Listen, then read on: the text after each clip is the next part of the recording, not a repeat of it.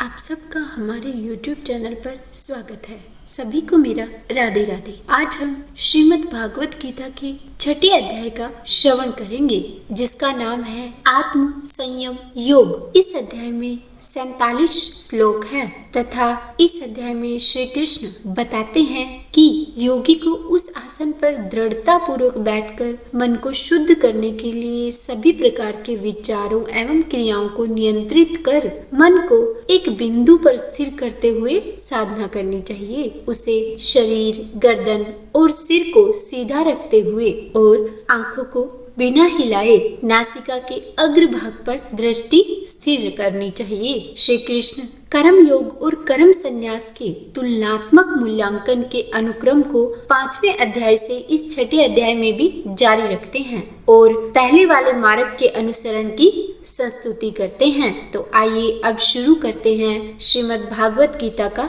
6 अध्याय। ओम श्री परमात्मने नमः। श्री कृष्ण भगवान बोले, हे अर्जुन, जो पुरुष कर्म के फल को न चाहता हुआ करने योग्य कर्म करता है वह सन्यासी और योगी है, और केवल अग्नि को त्यागने वाला सन्यासी योगी नहीं है तथा केवल क्रियाओं को त्यागने वाला भी सन्यासी योगी नहीं है। इसलिए हे अर्जुन, जिसको सन्यास ऐसा कहते हैं उसी को तू योग जान, क्योंकि संकल्पों को न त्यागने वाला कोई भी पुरुष योगी नहीं होता। समत्व बुद्धि रूप योग में आरूढ़ होने की इच्छा वाले मननशील पुरुष के लिए योग की प्राप्ति में निष्काम भाव से कर्म करना ही हेतु कहा है, और योगारूढ़ हो जाने पर उस योगारूढ़ पुरुष के लिए सर्व संकल्पों का अभाव ही कल्याण में हेतु कहा है। जिस काल में न तो इंद्रियों के भोगों में आसक्त होता है तथा न कर्मों में ही आसक्त होता है, उस काल में सर्व संकल्पों का त्यागी पुरुष योगारूढ़ कहा जाता है। यह योगारूढ़ता कल्याण में हेतु कही है। इसलिए मनुष्य को चाहिए कि अपने द्वारा अपना संसार समुद्र से उद्धार करे और अपनी आत्मा को अधोगति में न पहुंचाए, क्योंकि यह जीवात्मा आप ही तो अपना मित्र है और आप ही अपना शत्रु है, अर्थात और कोई दूसरा शत्रु या मित्र नहीं है। उस जीवात्मा का तो वह आप ही मित्र है जिस जीवात्मा द्वारा मन और इंद्रियों सहित शरीर जीता हुआ है, और जिसके द्वारा मन और इंद्रियों सहित शरीर नहीं जीता गया वह आप ही शत्रु के सदृश शत्रुता में बरतता है। हे अर्जुन, सर्दी गर्मी और सुख दुख आदि में तथा मान और अपमान में जिसके अंतःकरण की वृत्तियां अच्छी प्रकार शांत हैं, अर्थात विकार रहित है, ऐसे स्वाधीन आत्मा वाले पुरुष के ज्ञान में सच्चिदानंद घन परमात्मा सम्यक प्रकार से स्थित है, अर्थात उसके ज्ञान में परमात्मा के सिवा अन्य कुछ है ही नहीं। ज्ञान विज्ञान से तृप्त है अंतःकरण जिसका तथा विकार रहित है स्थिति जिसकी, और अच्छी प्रकार जीती हुई है इंद्रियां जिसकी, तथा समान है मिट्टी पत्थर और सुवर्ण जिसके, वह योगी युक्त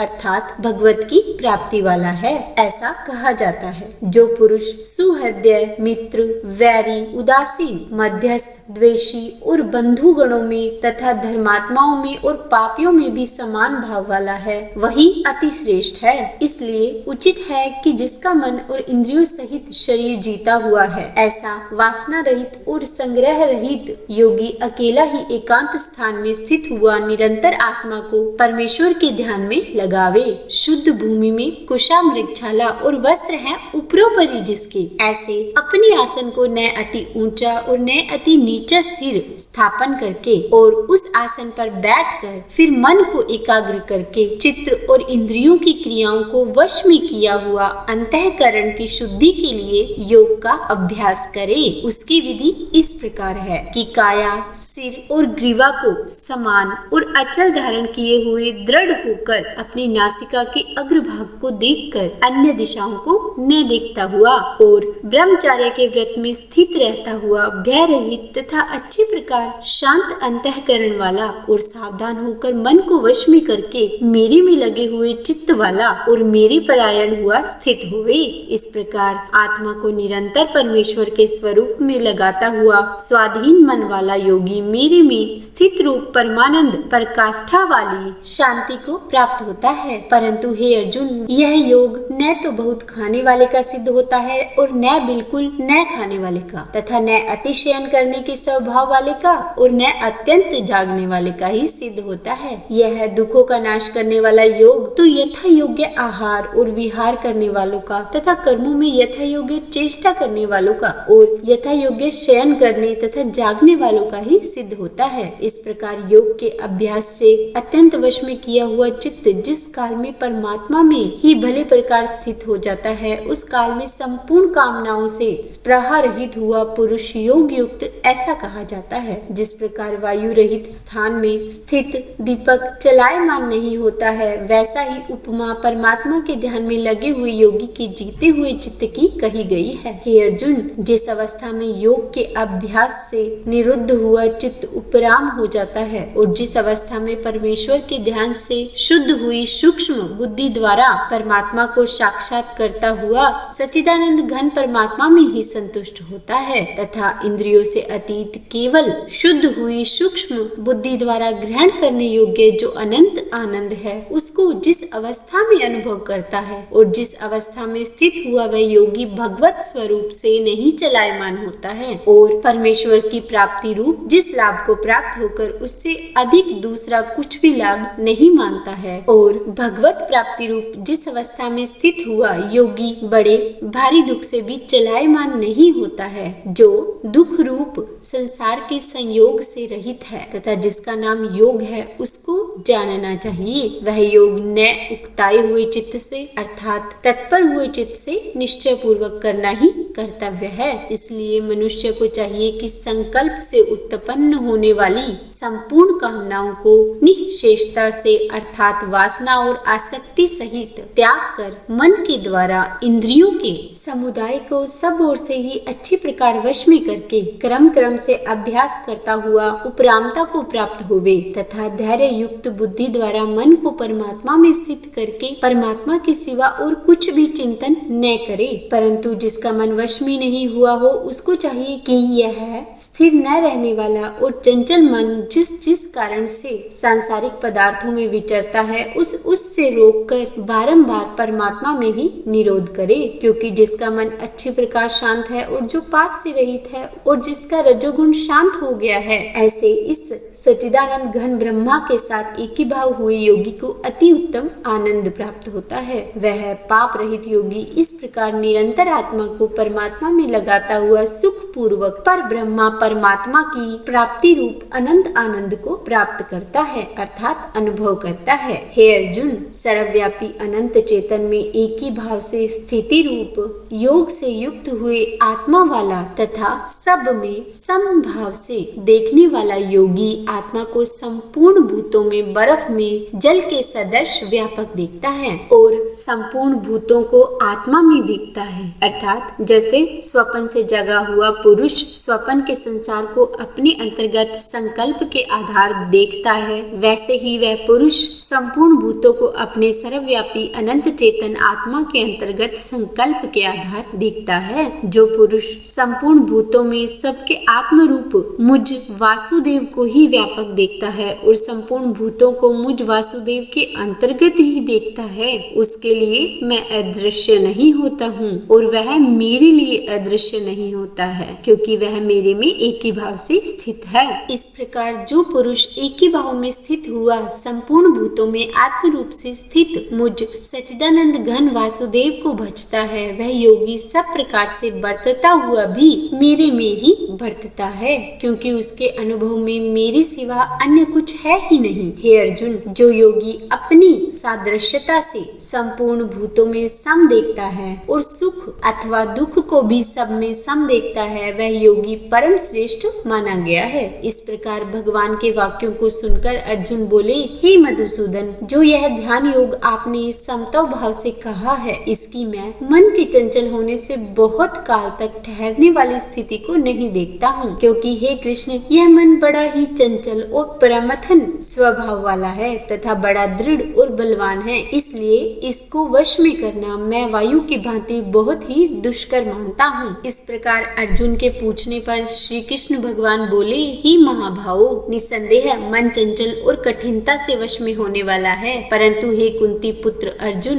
अभ्यास अर्थात स्थिति के लिए बारंबार यत्न करने से और वैराग्य से वश में होता है। इसलिए इसको अवश्य वश में करना चाहिए, क्योंकि मन को वश में न करने वाले पुरुष द्वारा योग दुष्प्राप्य है, अर्थात प्राप्त होना कठिन है, और स्वाधीन मन वाले प्रयत्नशील पुरुष द्वारा साधन करने से प्राप्त होना सहज है। यह मेरा मत है। इस पर अर्जुन बोले, हे कृष्ण, योग से चलायमान हो गया है मन जिसका, ऐसा शिथिल यत्न वाला श्रद्धा युक्त पुरुष योग की सिद्धि को अर्थात भगवत साक्षात्कारता को न प्राप्त होकर किस गति को प्राप्त होता है? हे महाबाहो, क्या वह भगवत प्राप्ति के मार्ग में मोहित हुआ आश्रय रहित पुरुष छिन्न भिन्न बादल की भांति दोनों ओर से अर्थात भगवत प्राप्ति और सांसारिक भोगों से भ्रष्ट हुआ नष्ट तो नहीं हो जाता? हे कृष्ण, मेरे इस संशय को संपूर्णता से छेदन करने के लिए आप ही योग्य हैं, क्योंकि आपके सिवा दूसरा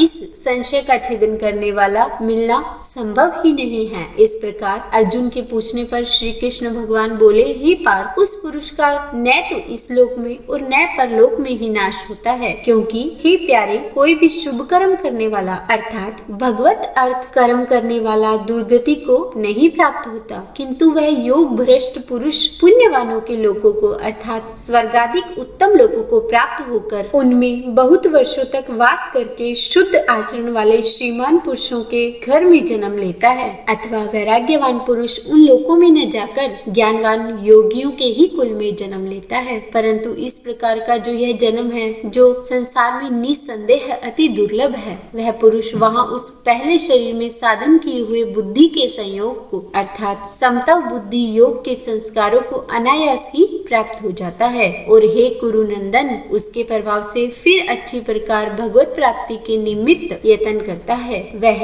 विषयों के वश में हुआ भी उस पहले के अभ्यास से ही निसंदेह भगवत की ओर ही आकर्षित किया जाता है, तथा समता बुद्धि रूप योग का जिज्ञासु भी वेद में कहे हुए सकाम कर्मों के फल को उल्लंघन कर जाता है। जबकि इस प्रकार मंद प्रयत्न करने वाला योगी भी परम गति को प्राप्त हो जाता है। तब क्या कहना है कि अनेक जन्मों से अंतःकरण की शुद्धि रूप सिद्धि को प्राप्त हुआ, और अति प्रयत्न से अभ्यास करने वाला योगी संपूर्ण पापों से अच्छी प्रकार शुद्ध होकर उस साधन के प्रभाव से परम गति को प्राप्त होता है, अर्थात परमात्मा को प्राप्त होता है, क्योंकि योगी तपस्वियों से श्रेष्ठ है और शास्त्र के ज्ञान वालों से भी श्रेष्ठ माना गया है, तथा सकाम कर्म करने वालों से भी योगी श्रेष्ठ है। इससे हे अर्जुन, तू योगी हो। हे प्यारे, संपूर्ण योगियों में भी जो श्रद्धावान योगी मेरे में लगी हुई अंतरात्मा से मेरे को निरंतर भजता है, वह योगी मुझे परम श्रेष्ठ मान्य है। इति श्रीमद् भागवत गीता रूपी उपनिषद एवं ब्रह्म विद्या तथा योग शास्त्र विषयक श्री कृष्ण और अर्जुन के संवाद में आत्म संयम योग नामक छठा अध्याय। तो बोलिए श्री कृष्ण भगवान की जय। अगर आपको मेरी यह वीडियो पसंद आई हो तो लाइक एंड शेयर करें, सब्सक्राइब करें और कमेंट में राधे राधे लिखना बिल्कुल भी न भूलें। राधे राधे।